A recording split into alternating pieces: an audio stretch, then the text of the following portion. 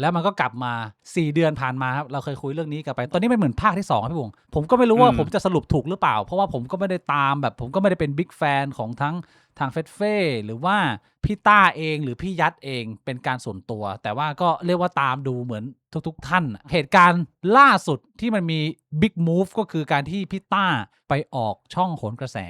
แล้วก็ให้ข้อมูลในฝั่งเขาแบบในมุมของคนเล่าเรื่องนะเตรียมการมาดีมากพี่บวงกับการปูเนื้อเรื่องสตอรี่ของตัวเองมาแล้วก็สามารถมัดใจคนดูได้อย่างดีคือเนื้อเรื่องมันดูเศร้าตั้งแต่เริ่มต้นการพรีเซนต์แล้วก็การที่พี่ยัดมีการโทรโฟนอินเข้าไปก็ผมรู้สึกว่าก็ตอบได้ไม่ค่อยดีก็คือเรียกว่าค่อนข้างเสียความรู้สึกของผู้ชมจำนวนหนึ่งแต่ทั้งนี้ทั้งนั้นเนี่ยพี่ยัดก็บอกว่าวันจันทร์ที่จะถึงนี้ตัวเองก็จะออกมาชี้แจงข้อมูลในฝั่งตัวเองซึ่งเหตุการณ์ที่ผ่านมาเนี่ยโค้ดที่เป็นโค้ดดังก็คือทำไมผมดูแย่ไปหมดส่วนพี่ต้าก็จะเป็นซีนที่คนตัดมาลงในกลุ่มอ่ะเป็นซีนพี่ต้าร้องไห้แต่ดูเหมือนแบบไม่ร้องไห้จริงหรือเปล่าไม่รู้อ่ะพี่บอกเห็นซีนนั้นไหมร้องจริงไหมร้องจริงนะไม่ได้เฟกไม่ได้อะไรนะอันนี้คือของจริงนะเพราะมีคนมาคุยผมไม่รู้ว่าคือถ้าสมมุติว่าร้องจริงในความหมายของผมก็คือแบบมันมีน้ำตาอะไรอย่างงี้แต่บางคนมันสามารถบีบน้ำตาได้ไงผมไม่รู้ไงข้างในใครจะรู้อ่ะ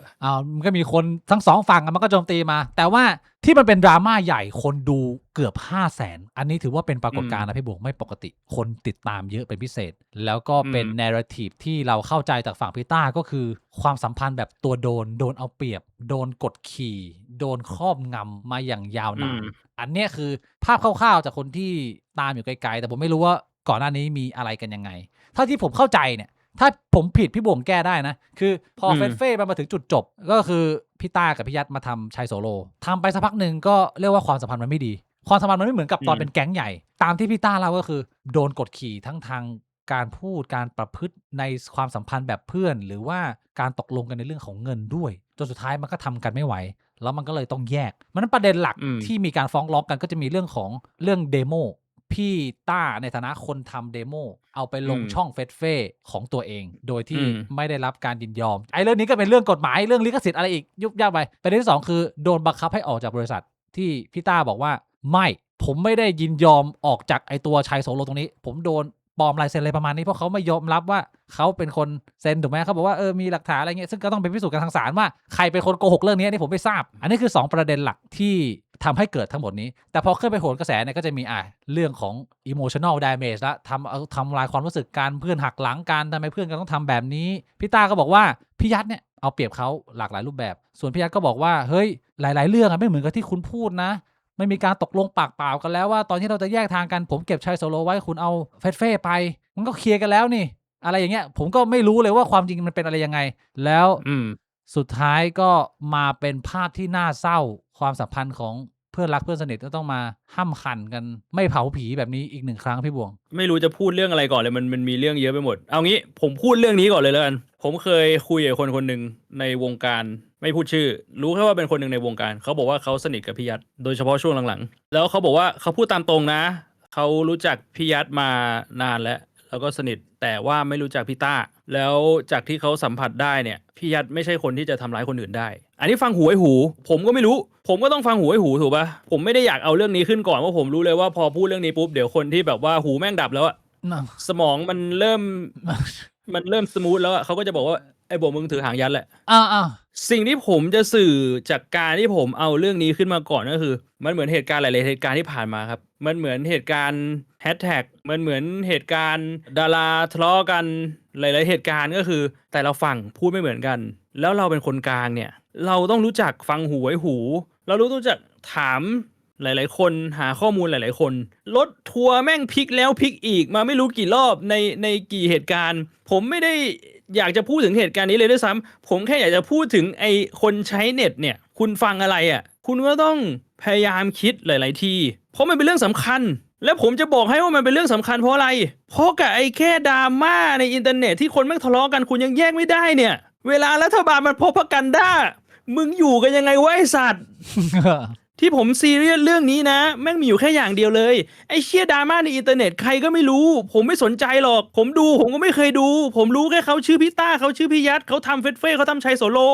ชีวิตเขามันแทบไม่เกี่ยวอะไรกับผมเลยใครไม่จะทะเลาะกันไม่จะโกงกันเนี่ยผมก็จะจำเอาไว้เพราะว่าโอเคเราอยู่ในวงการเดียวกันเขามีโอกาสที่จะโคจรมาเจอผมก็ต้องรู้เรื่องคนใน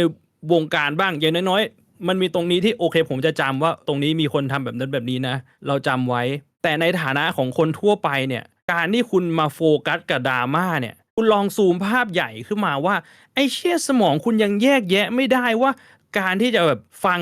คำหลายๆฝ่ายก่อนแม่งเป็นสกิลของคุณในฐานะประชากรของประเทศที่พอมันมองในระดับประเทศก็คือพี่บิ๊กคนพวกนี้แม่งมีสิทธิ์โหวตอะไอสัตว์ 1 เสียงแม่งมีเสียงเท่ากับเราอะมึงนึกออกปะอันนี้แหละที่ทำให้ผมหงุดหงิดไอ้เชี่ยผมพูดแล้วผมบอกเลยว่ามันมีอารมณ์ว่าผมหงุดหงิดตรงนี้เข้าใจแล้วผมจะเตือนอีกครั้งนะไอ้ดราม่าเนี่ยมันเพิ่งผ่านมาไม่นานก่อนหน้านี้ทัวร์ไม่ไปลงพี่ต้าถูกปะลงมันเป็นปีมึงคิดว่าคนที่ลงพี่ต้าตอนนั้นกับคนที่ลงพี่ยัดตอนเนี้ยคนกลุ่มเดียวกันไหมกลุ่มเดียวกันคนอื่นแม่งไม่ดูคนอื่นแม่งไม่รู้จักด้วยซ้ำว่าต้ายัดแม่งใครวะเฟสเฟ่แม่งใครวะมันก็มีแต่คนที่รู้จักมันก็คือคนที่ไปลงไงไอ้เชี่ยคือยังไงอ่ะมันเหมือนแบบว่ามึงแบบมีใครมาโยนอะไรมึงก็หันไปทางนั้นน่ะแล้วมึงก็ตามไปทางนั้นพอฝั่งนู้นมีใครโยนอะไรมามึงก็หันไปทางนู้นแล้วมึงก็ตามไปทางนู้นไม่คิดเชี่ยอะไรเลย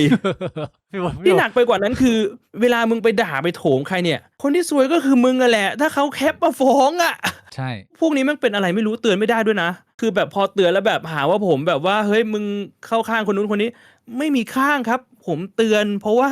มันผ่านมาหลายรอบแล้วผมก็เป็นคนหนึ่งที่ได้รับประสบการณ์ตรงมามันเท่านั้นส่วนไอ้เรื่องที่ว่าเอ้ยถ้าสมมุติฟังแล้วมาวิเคราะห์กันอะมันคนละเรื่องกับการไปโถมนึกออกปะคุณต้องแยกก่อนว่าแบบเฮ้ยฟังแล้วเรามานั่งแบบเป็นเหมือนแบบฝึกสมองอะว่าแบบเฮ้ยเชื่อเรื่องนี้มันเป็นแบบนี้เหรอวะมันมีโอกาสที่จะเป็นแบบนั้นแบบนี้ได้ไหมอันนั้นมันเป็นการฝึกสมองมันเป็นการคุยกันมันไม่ใช่แบบว่าคุณฟังเรื่องนี้มาแล้วแบบเฮ้ยผมตามคนนี้มานานแล้วกูหูดับเลยอีกคนแม่งต้องชั่วมากๆกูไปด่าไปลามถึงลูกเขาไปแบบลามถึงแบบคนใกล้ตัวเขาอะไรอย่างเงี้ยมันคนละเรื่องใช่มันคนละเรื่องคือแบบผมโพสต์ใน Facebook นะก็มีคนมาพูดประมาณว่าแบบก็ความคิดมึงแบบเนี้ยมึงก็ทำมาตั้งนานแล้วมึงก็ได้แค่เนี้ยคือผมอ่ะไม่ได้รู้สึกว่าเขามาโจมตีผมส่วนตัวเลยนะแต่แม่งย้อนกลับไปเรื่องเดิมก็คือเสียงโหวตแม่งอ่ะมี1โหวตเท่ากับกูอ่ะตอนไปโหวตอ่ะไอ้เชี่ยผมไม่มั่นใจหรอกว่าผมเป็นคนเก่งแค่ไหนแต่ผมมั่นใจมากๆว่าแบบอย่างน้อยๆเสียงผมมีคุณภาพกว่าแม่งแน่ๆคือแบบว่าเนี่ยแหละหัวใจของเรื่องนี้และหลายๆดราม่าแม่งเป็นเรื่องเดิมที่ไม่เคยเปลี่ยนก็ย้ำเตือนผมก็พิมพ์ไปในเฟซไปอย่างนั้นว่ามันเป็นเรื่องเดิมที่ไม่เคยเปลี่ยนแล้วผมอยากจะย้ำเตือนดีพี่บวงคือเราเป็นวงกลมที่เหมือนวนไปแต่จริงๆแล้วมันเป็นเกลียวเราค่อยๆไปนะตามที่ดร.โสพลบอกการย้ำเตือนตรงนี้ผมว่าเป็นสิ่งที่ดีก็คือว่าถ้าคุณเสพติดตามเรื่องราวของผู้อื่นผมว่าไม่มีปัญหาเป็นเรื่องที่ดีแล้วก็ฝึกสมองแต่ว่าการที่รู้จักอัปเดตเรื่องราวเป็นเรื่องที่ดีแล้วแต่เงื่อนไขคือว่าถ้ามึงเริ่มแอทแทคใครไปแล้วสุดท้ายแล้วมันไม่เป็นอย่างนั้นเนี่ยมึงต้องเป็นคนอย่างน้อยอ่ะไม่มีใครเห็นนะแต่ต้องกล้าพูดกับตัวเองอยู่เงียบๆก็ได้ว่าเราต้องรับผิดชอบกับการทำนั้นนึงไม่ใช่แค่มึงพูดแล้วมึงก็หายหนีไปอ่ะมึงต้องแบบว่ามี integrity แม้จะไม่มีใครเห็นมึงก็ตามอันนี้อย่างน้อยต้องเป็น standard ที่ทุกคนควรมีผมอยากฝากไว้ใช่คือมันต้องแบบมึงไม่ต้องไปทำต่อหน้าใครก็ได้อ่ะมึงทำกับแค่ในใจมึงก็ได้ว่าแบบไอ้เชี่ยรู้ตัวว่าเฮ้ยเชี่ยเราต้องเป็นเวอร์ชั่นของเราที่ดีกว่านี้แค่นั้นมันก็พอแล้วอ่ะอันนี้ย้ำเตือนผู้ที่เสพดราม่าแล้วก็อารมณ์รุนแรงเลยนะฮะเข้ามากับการสัมภาษณ์ที่บอกกับเนื้อเรื่องของการที่พี่ต้าโดนพี่ยัดเริ่มเรียกว่าอะไรหาพรรคพวกซึ่งตอนนี้ก็มีโอฮาน่าเข้ามาเกี่ยวข้องแล้วเพราะว่าโอฮาน่าก็เคยเป็นส่วนหนึ่งที่รับฟังพี่ยัดมาแล้วก็ซึ่งเขาออกมาขอโทษแล้วนะแต่ว่าคนก็เข้าไปด่ากันเพิ่มเติมอะไรอย่างงี้ยังไงพี่บงประเด็นนี้ผมก็ตามเรื่องนี้มานานแล้วสิ่งที่ผมคิดเหมือนทุกคนนั่นแหละก็คือฝั่งพี่ยัดไม่ออกมาพูดเลยแล้วมันน่าหงุดหงิดไงเพราะปกติคือผมก็จะพยายามบอกตลอดว่าเฮ้ยเราฟังความสองข้างดิแต่ว่าพูดตามตรงว่าพอมันเป็นอย่างนั้นอ่ะคนมันก็จะถามว่าแล้วพี่ยัดเงียบตลอดไม่ออกมาพูดแล้วจะให้กูรออะไรในมุมนึงผมก็คิดนะคือสุดท้ายมันก็ต้องมีไทม์ไลน์ว่ามึงต้องออกมาพูดอะไรบ้างแต่ว่าอันนั้นมันเป็นเหตุการณ์ที่ผ่านไปแล้วเพราะว่าตอนนี้เนี่ยเมื่อวานเขาโฟนอินเข้ามาแล้วเขาก็ประกาศเลยว่าเดี๋ยววันจันทร์ผมจะมาเหมือนเขาก็ผูกมือมัดขาตัวเองแล้วว่าถ้าวันจันทร์เขาไม่มาเนี่ยคือตุยดุยแล้วนี่คือมึงโดนมองโบแน่นอนคือแบบว่าเหมือนแบบ ทุกอย่างมันจะถล่มทลายแน่นอนตอนวันจันทร์แล้วต่อให้เขามาเนี่ยถ้าสมมุติว่าสิ่งที่เขาพูดในรายการมันไม่สมเหตุสมผลเนี่ยอันนี้ผมว่ามันก็ make sense แล้วที่มันจะต้องแบบมีฟีดแบ็กที่มันไม่ดีถูกปะผมก็ไม่ได้จะไปห้ามคนอื่นผมก็ไม่ได้จะไปบอกคนอื่นแบบเฮ้ยห้ามด่าพี่ยัดนะเฮ้ยเราต้องฟังพี่ยัดนู่นนี่นั่นคือเราฟังก่อนแล้วเราค่อยตัดสินจากทั้งสองฝั่งมันก็ไม่ยากซะเกินไปเพราะว่านี่วันพุธแล้วพฤหัสศุกร์เสาร์อาทิตย์คือไม่ถึง5วันด้วยซ้ำมึงอดใจรอทนไม่ได้เหรอ5วันอ่ะอดทนไม่ด่าใครไม่ได้เหรอประมาณนี้รอฟังก่อนจากอีกฝั่งนึงแล้วถ้าอีกฝั่งนึงมาพูดอะไรแบบไม่รู้เรื่องอ่ะมันก็ค่อยไปติเขาตอนนั้นค่อยไปบอกว่าแบบเฮ้ยไอ้แบบนี้นี่คือแบบมันฟังไม่ขึ้นแล้วนู่นนี่นั่นก็ว่ากันไปแต่ว่าถ้าเกิดเฉพาะจากเนเรทีฟของพี่ต้ามาเนี่ยผมเซนส์ว่าสังคมก็ไปทางพี่ต้าแบบว่า85ผมรู้สึกว่าเขาได้มันเป็นเรื่องปกติอยู่แล้วที่คนเปิดก่อนมันจะได้กระแสสังคมมันเป็นเรื่องปกติแทบจะทุกดราม่าคนเปิดก่อนได้กระแสสังคมไปก่อนใช่แล้วมันจะค่อยตีกลับหรือมันจะไม่ตีกลับเพราะอีกฝั่งผิดจริงมีหลักฐานแบบชัดเจนมันก็ไม่ตีกลับแต่ว่าถ้าอีกฝั่งตีกลับไม่ได้มันก็จะค่อยตีกลับทีหลังอันนี้มันเป็นแพทเทิร์นเบสิกเลยนั่นหมายความว่าในวันจันทร์เนี่ยพี่ยัดจะต้องตีกลับในประเด็นว่ากูไม่ใช่เพื่อนที่เอาเปรียบแบบนั้นจริงๆแล้วเราทำอย่างนี้กันทั้งคู่แล้วกูก็ปฏิบัติปกติถ้าพี่ยัดสามารถเคลียร์ประเด็นนี้ได้เนี่ยมันถึงจะเป็นการเคาน์เตอร์ทั้งพวงถูกไหมใช่จากประเด็นที่เขาตีมาคือประเด็นหลักๆในรายการเนี่ยก็คือพี่ต้าบอกว่าพี่ยัดเนี่ยเอาเปรียบด้านการเงินไปเยอะมากใช่ไหมแล้วก็มีเรื่องของการ power abuse อันนี้คือ2ประเด็นหลักซึ่งถ้า2ประเด็นหลักนี้พี่ยัดตีกลับได้ด้วยหลักฐานเพราะเขาจะมาพร้อมทนายเขามีเวลาเตรียมตัวอยู่แล้วแบบตีมามันก็คือเขาตีกลับได้ถ้าเขามาแบบไม่สามารถแย้งประเด็นตรงนี้ได้มันก็คือจบเท่านั้นถ้าเกิดว่าสมมุติว่าพี่ยัดมาแล้วพูดแล้วแก้ตัวไม่ได้เลยพี่บวงเหตุการณ์แบบนี้ความประพฤติแบบนี้เนี่ยมันยังกลับเข้ามาสู่วงการได้ไหมหรือพี่บวงคิดว่าถ้าสมมุติว่าที่พี่ต้าเล่ามาเนี่ยมันเป็นแฟกต์มันเป็นอย่างนั้นเขาประพฤติกับเพื่อนแบบนี้มีที่ยืนในสังคมไหมมีที่ยืนในวงการไหมโอ้ผมว่าเละทุกคนมันจะบอยคอตเองโดยอัตโนมัติอยู่แล้วมันจะไม่มีใครอยากไปยุ่งอยู่แล้วเอาจริงๆนะเละแน่นอนถ้าสมมุติเขาทำอะไรไม่ได้อันนี้มันคือเหมือนแบบว่าดับเครื่องชนแล้วอะใครจะอยู่ใครจะไปในวงการมันมีแค่นั้นอะคือมันไม่เชิงว่ามันอาจจะแบบว่าไม่สามารถทำอะไรต่อได้แต่มันก็จะแบบโอกาสมันจะหายไปเลยแบบ 90% คนรู้จักจะไม่เข้ามายุ่งแล้วอะไรเงี้ยเยอะมากอย่างน้อยๆก็ออกสื่อแน่นอนแล้วความสัมพันธ์มันเป็นแบบว่าต่างคนต่างแกล้งหรืออีกคนนึงมันโดนเอาเปรียบ 100% อันเนี้ยพฤติกรรมในสังคมคนที่เขาเป็นแฟนอยู่แล้วอ่ะเขาบอกว่าเขาชี้ชัดแต่ว่ามันก็ชี้ชัดไม่ได้เพราะเมื่อกี้พี่บวงบอกว่าอีกคนนึงกลับให้การอีกอย่างนึงว่าพี่ยัดไม่มีพฤติกรรมแบบนั้นมันก็เลยแบบโอ้คนข้างนอกผมก็เลยไม่รู้ไงว่ายังไงเพราะว่ามีคนบอกว่าเมื่อวานพี่ต้ามาเล่าในรายการแล้วก็เขาก็มีพยานใช่ปะที่อยู่ด้วยมานั่งอยู่ในรายการด้วย 3-4 คนแล้วพยานของฝั่งพี่ต้าเนี่ยก็บอกว่าผมก็อยู่ในตอนที่เขาทำชัยโซโลนะผมก็เห็นผมก็ได้ยินคนอื่นบอกเหมือนกันบอกว่าเฮ้ยอันนั้นมันคนของฝั่งพี่ต้าเขาก็ต้องพูดอย่างนั้นอยู่แล้วเดี๋ยวคนฝั่งพี่ยัดมาคนฝั่งพี่ยัดก็พูดอีกแบบมันก็เป็นเหมือนเดิมคือผมมาอยู่ตรงกลางแล้วผมได้ยินมาจากทั้ง2ฝั่งถ้ามันจะเป็นกลางจริงๆผมก็ต้องบอกว่าเฮ้ยผมก็จะฟังหูไว้หูนะผมไม่เลือกเชื่อใครแล้วในรายการน่ะพี่ต้าก็บอกไปเปิดดูได้เลยนะตอนท้ายรายการที่พี่หนุ่มให้พี่ต้าฝากวันจันทร์เนี่ยเดี๋ยวเขาก็เอาพวกเขามาเชื่อไม่ได้หรอกเฮ้ยมึงพูดอย่างนี้ได้หรอก็คุณก็เอาพวกคุณมาพวกคุณก็พูดเข้าข้างคุณพี่บิ๊กว่ามันเมคเซนส์ไหมมึงเอาแบบเป็นกลางจริงๆอ่ะมึงว่าพูดแบบนี้มันเมคเซนส์ไหมคือมึงมานั่งในรายการ2 ชั่วโมงอ่ะแล้วมีคนอีก 3-4 คนอ่ะแล้วทุกคนก็เข้าข้างมึงอ่ะกับเรื่องที่มึงเล่าแต่มึงฝากไว้ว่าตอนที่กระแสมันขึ้นด้วยนะกระแสมันขึ้นทุกคนเชื่อมึงฝากไว้ว่าเนี่ยเดี๋ยววันจันทร์เขาเอาพวกเขามานะแต่ว่าพวกเขาอ่ะก็ต้องพูดเข้าข้างเขาอยู่แล้วเชื่อไม่ได้ก็เรียกว่าคุณใช้สมองสักนิดอ่ะชั้นเชิงไม่มีใครเลยชั้นเชิงไม่มีไอ้เชี่ยแม่งแฟลชแบ็กเลยคือแม่งแฟลชแบ็กไปเรื่องแบบว่าตอนกูไปถามพี่โลตอนกูไปถามฝั่งผู้หญิงตอนกูไปถามคนในเหตุการณ์ไอ้เชี่ยพูดเข้าข้างตัวเองกันหมดแล้วกูรู้จักทุกคนหมดอ่ะให้กูทำยังไงวะอันนี้เคสคนไม่รู้จักนะเว้ยอันนั้นคนรู้จักแบบว่าเจอกันทุกวันทำงานด้วยกันจริงคือที่พี่โบจะย้ำเตือนคือว่าไม่ว่ามึงความรู้สึกมึงจะยังไงก็ตามอ่ะในฐานะของคนเสือกมึงต้องโฮลแบ็กเอาไว้ให้เยอะที่สุดไอ้เชี่ยผมบอกเลยว่าแถวนี้แม่งเถื่อนยังไงเถื่อนไม่แน่จริงคุณอยู่ไม่ได้มันคือวงการบันเทิงเลยเว้ยคุณจำผมนะแม่งวงการบันเทิงไอ้สัตว์คือคุณเข้าไปคุณไม่รู้หรอกว่าใครใส่หน้ากากอะไรอยู่ผมไม่ได้จะโจมตีใครนะเพราะผมพูดแอสโคทุกคนแม่งเป็นอย่างนี้หมดรู้หน้าไม่รู้ใจมันไม่ใช่ว่าเขาไม่จริงใจ แต่เราอะต้องระวังตัวมันมีคนดีอยู่แล้วมันไม่มีทางที่ทุกคนแม่งจะชั่วหรือทุกคนแม่งจะดีแต่ประเด็นก็คือมึงรู้ได้ไงว่าใครดี เพราะว่าทุกคนแม่งก็พรีเซนต์ตัวเองเป็นคนดีหมด best case scenario คือมึงต้องระวังตัวแค่นั้นเว้ยมันคือมึงระวังตัวมึงไม่ได้ไปชี้หน้าบอกว่าคนนู้นชั่วคนนี้ชั่วผมก็พูดจากประสบการณ์ผมได้แค่นี้แหละเป็นการเตือนที่ดีนะวันจันทร์นี้เนี่ยคนก็จะรอว่าพี่ยัดจะโต้กับการกล่าวหาที่ลึกลับซับซ้อนและมีพยานรู้เห็นเยอะมากแล้วกระแสก็ไปที่พี่ต้าเยอะขนาดนี้ยังไงนะแล้วก็มีอีกประเด็นหนึ่งที่มันขึ้นมาในวันนี้เรียกว่าเป็นอัปเดตล่าสุดของไลฟ์นี่แล้วกันตอนนี้เนี่ยที่อัปเดตสุดคือทนายอาร์มทนายของฝั่งพี่ยัดออกมาเหมือนมีไกลๆประมาณว่าพี่ต้าพูดไม่หมดนะจริงๆแล้วคนที่เริ่มฟ้องก่อนเป็นพี่ต้าอ้าวอันเนี้ยก็แต่วันนี้เขาปล่อยไก่นี่อ้าวคืออะไรครับปล่อยไก่เหรอหรือยังไงตอนแรกเขาบอกว่าพี่ต้าเป็นคนแจ้งความก่อนผมไม่รู้เขาใช้คำว่าฟ้องหรือแจ้งความแต่ค่อนข้างมั่นใจว่าเป็นแจ้งความนะใช้คำว่าแล้วฟ้องทีนี้อีกไม่นานก็มีคนออกมาบอกว่า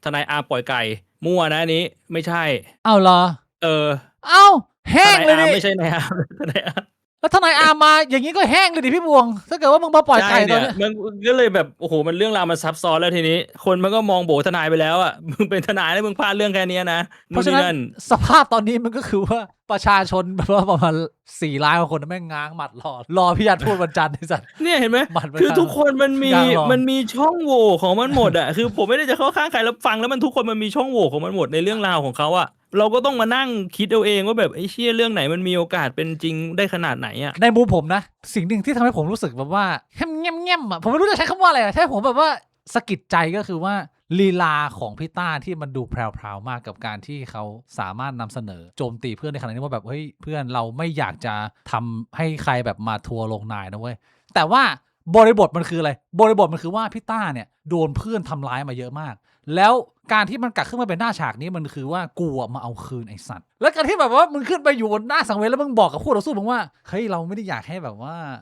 ายโดนสังคมถล่มสำหรับกูคือไม่ต้องแบบผมบอกว่าไม่ต้องพูดก็ได้ประโยคนี้กูว่าไม่ต้องพูดก็ได้มันรู้สึกแบบอันนี้เล็กๆน้อยๆแล้วไม่ได้แบบว่าบอกพี่ต้าผิดนะแต่ว่ามันเป็นชั้นเชิงในการต่อสู้ที่มันสร้างแต้มลบให้กับพี่ต้าในมุมผมดูแล้วผมรู้สึกว่าแบบมันไม่ใช่ว่ะผมก็ไม่รู้ยังไงนะคือแน่นอนผมไม่รู้หรอกเบื้องลึกเบื้องหลังแม่งจะยังไงอ่ะแต่ว่าแบบแปลกๆก็มันไม่ได้หมายความว่ามันจะต้องมีผู้ชนะหรือมีอัศวินอยู่ฝั่งเดียวคนเรามันก็อาจจะมีแผลมีเรื่องผิดกันได้แต่ว่าที่สำคัญก็คือว่าไม่ว่าเนเรทีฟมันจะดูยังไงเนี่ยเซฟตัวเองแล้วก็หักห้ามใจที่จะคันมือคันปากนะแล้วก็รอเขาอธิบายก็ได้เฮียหรือก็เป็นก็ไปตกปลาเดินไปถอนหญ้าออกกำลังกายหรือว่าสควอตก็ได้ถ้าเกิดว่ามึงอดใจไม่ได้เรื่องมันก็เป็นเรื่องใหญ่มากมันก็เป็นเรื่องของเพื่อนรักหักเหลี่ยมโหดซึ่งผมก็ต้องยืนยันตรงนี้กับทุกท่านว่าผมกับพี่บวงไม่ได้มีความสัมพันธ์กันแบบนั้นนะความสัมพันธ์แบบคนนึงกดขี่อีกคนนึงไม่เราพูดคุยกันแบบปกติเท่าเทียมไหมหรือว่าพี่บวงอยากให้ผมปรับปรุงตัวอะไรไงก็ใ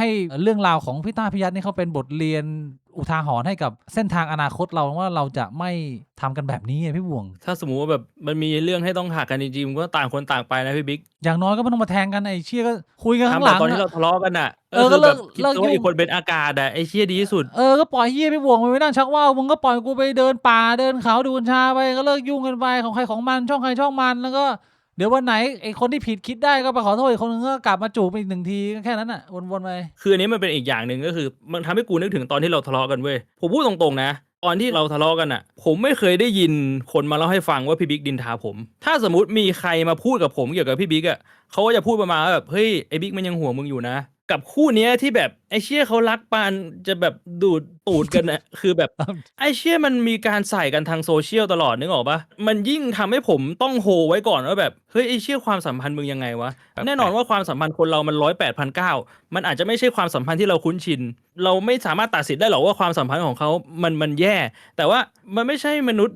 ที่ใช้ชีวิตแบบผมอ่ะผมไม่ได้ใช้ชีวิตแบบนั้นพี่บิ๊กไม่ได้ใช้ชีวิตแบบนั้นอ่ะใช่มันเป็นเหมือนเรื่องนึงที่เป็นอิกหรือเป็นแบบอะไรที่เรารู้สึกปลาแรมเฉยๆกับเรื่องที่แบบยิ่งเสพยิ่งรู้สึกก็วันนี้ก็คือพาร์ท 2แล้วเดี๋ยวอาทิตย์หน้าก็จะเป็นพาร์ท 3ก็จะรู้กันนะฮะโอ้ปรากฏการณ์นี้คนดูผมน่าจะผมไปดูตอนพีคประมาณ 480,000 มั้งก็พี่บุกก็น่าจะนั่งดูไลฟ์มาหรือพี่บุกดูย้อนผมดูไลฟ์แค่ช่วงหนึ่งแล้วผมก็ไปย้อนฟังผมไปเข้ายิมไงแล้วมันก็มีช่วงหนึ่งที่ผมแบบว่าไม่ได้โฟกัสเมื่อวานก็เลยแบบว่าปล่อยไก่ไป1 รอบ อ๋อที่เป็นผมโพสต์มาแล้วประเด็นของโอฮาน่าออกมาขอโทษมีอะไรจะพูดเรื่องนี้อีกนิดนึงไหมหรือว่าก็ผิดพลาดกันได้นะคนเราก็เรียกว่ารีบรีแอคเกินไปน้ำมันเชี่ยวอยู่อะเอาหน้ามารับมันก็โดนแหละเรื่องปกติมันก็เหมือนตอนผมไปตอนน้ำมันเชี่ยวผมก็โดนถือว่าดีเมื่อไหร่อย่างนั้นเขาออกมาขอโทษที่แบบว่าเคยทำให้พี่ต้าต้องโดนมรสุมหรือว่าเพียงพอไหมให้บ่วงสมมติพี่บ่วงเป็นผมว่าก็ถ้าเขาอย่างน้อยๆขอโทษมันก็ดีกว่าไม่ทำอะไรถูกปะล่ะดีกว่าไม่ทำอะไรกระแสมันกำลังไปอีกด้านคนก็เข้าไปด่าต่อให้ขอโทษแล้วคนก็เข้าไปด่าไลฟ์ของพี่ต้าในรายการของกระแสผมชอบตอนที่พี่ต้าพูดจบนิดนึงซึ่งไม่ได้เกี่ยวข้องอะไรกับดราม่าที่ทะเลาะกับเพื่อนตัวเองแต่พี่ต้าพูดถึงเรื่องการทำงานคือรากฐานของชีวิตการที่พี่ต้ายังมีงานทำให้เขายังคิดถึงผู้คนเขายังพูดจาดียังทำดีผมคิดว่าอันเนี้ยอาจจะเป็นสิ่งหนึ่งที่หลายคนมองข้ามแต่ผมอยากจะเอามาพูดย้ำเตือนอีกครั้งหนึ่งว่าหลายคนที่มีปัญหาซึมเศร้าเวิ้งว้างหยุดงานมานานแล้วก็ฟุ้งซ่านเป็นปัญหาที่หลายๆคนเคยเดินแล้วก็พบเหมือนกันแล้วก็พบว่ามันมีส่วนสำคัญอยู่ตรงนี้เยอะพอสมควรถ้ามึงว่างมากเกินไปมันอาจจะทำให้มึงหลอนและบ้าได้การที่มึงยังทำงานแล้วมึงยังเชื่อมต่อกับผู้คนอยู่เนี่ยเป็นรากฐานที่ทำให้มึงไม่ทำตัวเละเทะหรือว่าควบคุมอะไรไม่ได้เพราะว่าพอมึงไม่เอาอะไรแล้วมึงก็แบบพร้อมระเบิดตัวเองแต่ถ้าเกิดว่ามึงยังทำงานอยู่คือมึงยังต้องแคร์สังคมว่าฉันควรพูดอะไรได้ฉันทำอะไรได้บ้างฉันควรจะคิดแบบไหนเพื่อคนอื่นอะไรเงี้ยผมว่าตัวนั้นเขาพูดดีนะผมชอบอันนั้นเหมือนกันแล้วจังหวะที่พี่ยัดมัวแต่ขำไม่ตอบพี่หนุ่มพี่บ่งคิดเช่นไรครับพี่บิ๊กได้ดูไหมผมรู้สึกว่าพี่ยัดตอบไม่ดีถ้าเกิดว่ายังตอบไม่ได้หรือไม่ตอบต้องตอบอย่างอื่นการที่แบบว่าบอกว่าเฮ้ยหัวเราะไปอย่างเดียวแล้วก็ไม่มีคำตอบหรือว่าโหคุณพูดอย่างนี้ผมก็ดูแย่ผมว่ามันเป็นลูกกระแทกได้เอาคืนเฮ้ยคุณพูดอย่างนี้ผมดูเลวเลยนะแต่แล้วยังไงต่อมึงต้องต่อมาดิถ้าเกิดว่ามึงไม่ต่อมึงเอามาแต่อันนี้อันเดียวมันก็คือก็ดูเลวนะก็มันก็ดูเลวอ่ะพี่ชายไม่อธิบายอ่ะคือช็อตนั้นน่ะผมมีอยู่2ความคิดในหัวก็คือไอ้เชี่ยทนายปล่อยให้โทรมาพูดแบบนี้ได้ยังไงวะ คือนี่คืออย่างแรกแต่ว่าอย่างที่2คือถ้าสมมุติว่าทุกสิ่งทุกอย่างมัน make sense นะแสดงว่ามันตลกร้ายมันแบดโจ๊กอะในมุมเขานะผมเดาว่าในใจเขาว่าเขาคงรู้สึกว่าแบบไอ้เชี่ยมึงกล้าพูดอย่างนี้ได้ไงวะกูรู้เบื้องหลังมึงนะมึงไม่ใช่คนดีอะอ๋อแต่ยังแบบอันนี้คือถ้าสมมุติว่าในมุมพี่ยัดนะเป็นอีกที่เขากล้าหัวเราะออกมาแบบนั้นน่ะคือเขารู้สึกว่ามันเป็นแบดโจ๊กแล้วว่ามึงทำเชี่ยกับกูขนาดนั้นน่ะแต่มึงมาแบบพูดต่อหน้าคนอื่นแบบนี้เขาก็เลยหัวเราะผมเดาอาจจะเป็นว่าแต่ว่าไอ้ทนายหลักๆก็คือมึงไม่มีมีเดียเทรนนิ่งเลยอ่ะมีเดียเทรนนิ่งมึงศูนย์อ่ะเป็นไปได้ไหมว่าทนายบอกว่าอย่าเพิ่งโต้ตอบอะไรอย่าเพิ่งบอกอะไรเดี๋ยวเราเอาทีเดียวเลยจัดทีเดียวอะไรอย่างงี้มันก็มีความเป็นไปได้มีความเป็นไปได้นะพอทนายปล่อยไก่ออกมาแล้วมันก็ดูแบบไม่ค่อยมั่นใจทนายเท่าไหร่เริ่มดูแห้งๆผมบอกเลยว่าเริ่มดูแห้งๆจากภาพรวมทั้งหมดผมก็พยายามจะเป็นกลางแต่ผมแค่รู้สึกว่าคือถ้าเกิดว่าพี่จะพลิกเกมนี้ได้อะผมต้องเห็นความสามารถพี่ในการควบคุมที่ผ่านมาก่อนหน้านี้ก่อนเรื่องสื่ออะไรเงี้ยเพราะว่าไอคลิปที่พี่ต้าเอามาเปิดในช่องเฟซ2 วันก่อนขึ้นโหนกระแสเนี่ยไอคลิปที่พี่ยัดไปบอกว่ามึงเป็นแค่พนักงานอ่ะกูแค่จ้างมึงมาโอ้โหอันนั้นเจ็บปวดพี่บวงไอเชี่ยมันเหมือนกับว่าวันดีคืนดีผมบอกพี่บวงว่าอ้าวพี่บวงมึงไม่ใช่พาร์ทเนอร์กูอะพี่บวงคุยอะไรกูจ้างมึงมามึงเป็นพนักงานกูพี่บวงมึงแค่มานั่งโชว์หไอ้นูคลิปนั้นน่ะผมไปย้อนฟังหลายรอบแล้วมันไม่มีคำว่าพนักงานพี่บิ๊กพี่ต้าโทรไปหาพี่ยัดบอกว่าจะแบ่งอะไรคุณขอมาทำกับผมไม่ใช่เหรอคือสำหรับผมอะประโยคนั้นน่ะมันก็ตีความได้ว่าคุณขอมาอยู่ใต้ผมไม่ใช่เหรอหรือคุณขอมาทำด้วยกันนึกออกปะมันเหมือนอารมณ์แบบพี่บิ๊กไลน์มาหาผมบอกเอ้ยพี่บวงทำพอดคาสต์ได้ด้วยได้ปะวะอะไรเงี้ยมันมีโอกาสที่มันจะตีความเป็นแบบนั้นได้นึกออกปะก็คือโอเคถ้าเกิดสมมติว่าแต่ว่าเราทำแบบ50-50ใช่ไงก็คือ50-50ไงก็คือตอนนั้นน่ะพี่ต้าเขาบอกว่าผมอ่ะต้องการโทรมาเพื่อแบ่งทรัพย์สินนะครับมันก็คือโอเคเฮียถ้าเกิดว่ามึงเป็นเพื่อนกันเป็นแฟนก็จะบอกใช่จบแล้วก็จบก็แบ่งไงพี่ยัดบอกว่าเอาคุณมาขอทำกับผมไม่เกี่ยวอะไรอย่างงี้มันก็โอ้โหมันก็แซดอยู่นะพี่บวงคือมันมีอีกเลเยอร์นึงก็คือจิ๊กซอที่มันทำให้ผมรู้สึกว่าอันนั้นมันเป็นคำพูดที่มันอาจจะ make sense อันนี้ผมย้ำอีกครั้งนึงคือเราพูดในบนการคาดเดาคือเวลาผมพูดอะไรมันไม่ใช่ว่าผมฟันธงว่าแบบเฮ้ยชี่มันต้องเป็นอย่างนั้นอย่างนี้คือเราพูดบนการคาดเดาว่ามันจะเป็นอะไรได้บ้างเพราะว่าไอ้เรื่องที่คุณเดาแบบง่ายๆคุณเดาไปแล้วไงผมก็ต้องลองเสนอทางเลือกอีกทางนึงว่าแบบเฮ้ยคุณอาจจะลืมตรงนี้นะคุณลองนึกตรงนี้ดูก่อนแล้วมันอาจจะเป็นแบบนั้นหรือมันอาจจะไม่เป็นแบบนั้นแต่ว่าจากที่ผมฟังที่พี่ต้าเขาโฟนอินเข้ามาในโหนกระแสคือในหัวของเขาเขาคิดว่าเขาแบ่งแฟร์แล้วนึกออกปะมันก็เลยต้องพูดไปแบบนั้นว่าคุณมาขอแบ่งอะไร อ๋อ ก็เขาคิดว่ามันแบ่งแฟร์แล้ว ในบุคคลบอกว่าเฮ้ยมึงได้แฟร์ไปก็คุ้มแล้วก็ตกลงกันแบบนี้นี่หว่ามึงจะมาอะไรอีกอันนี้ก็คือ ใช่ กูเป็นคนตัวตั้งตัวตีอะไรประมาณนี้อาจจะมุมนั้นที่ผมจะบอก ซึ่งอันเนี้ยผมต้องย้ำอีกรอบเพราะผมเห็นหลายคนไม่เข้าใจเรื่องนี้มากๆว่า ผมย้ำว่ามันคือความเป็นไปได้ มันอาจจะเป็นไปได้ที่ ไม่ ผ ได้ ม จะเป็น นำเสนอ ม ผมไม่ได้จะบอกว่ามันเป็นอย่างนั้น 100% ผมไม่ได้จะบอกว่าพี่ต้าผิดพี่ยัดถูกไม่ใช่ เป็น คือ ไปได้ ก็คุณไม่ได้คิดเรื่องเนี้ยผมก็แค่นำเสนอ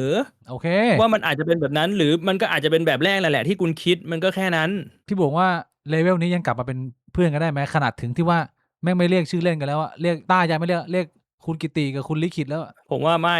ยากแล้วนะ คือ ถ้าเรียกชื่อจริงนี่คือ ผมไม่รู้พี่ต้ายังไงแต่ผมว่าพี่ยัดไม่น่าจะกลับไปเป็นเพื่อนกับพี่ต้าแล้ว ต้องตบมือสองข้างอ่ะมันถึงจะดังอ่ะก็ต่อให้พี่ต้าอยากจะกลับไปแค่ไหนแต่พี่ยัดไม่อยากกลับมันก็คือไม่เกิดอะไรขึ้นบอกว่า เชี่ยถึงขั้นเรียกชื่อคือตอนแรกกูนึกว่าฟังดูกูก็จักรจี้นะเพื่อนสนิทกันมาเรียกกันแบบว่าอะไรคุณนี่คุณนะคุณลิขิตอะไรนะคุณกิติอะไรเงี้ยมันเหมือนมันแกล้งเล่นนะแต่นี่คืออะไรแบบโกรธกันถึงขนาดที่ไม่เรียกชื่อเล่นกันแล้วนะเรียกชื่อจริงกัน